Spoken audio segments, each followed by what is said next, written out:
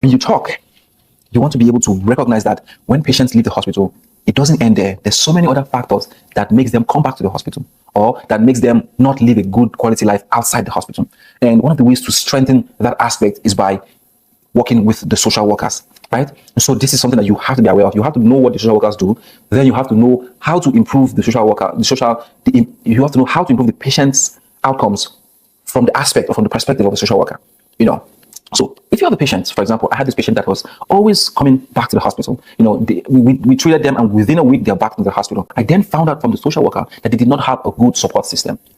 However, upon digging deep, the social worker and we found out that actually they weren't using the resources we had given them. And so we then showed them how to use it and then connected them with the resources, and that completely changed their story. We haven't seen them in a while, and it's been one of our success stories. So anytime we have a social problem, patients that have social problems, or patients that always get readmission, we try to look at it from a different perspective, from a lens of that is outside the hospital, because the most part of care happens outside the hospital.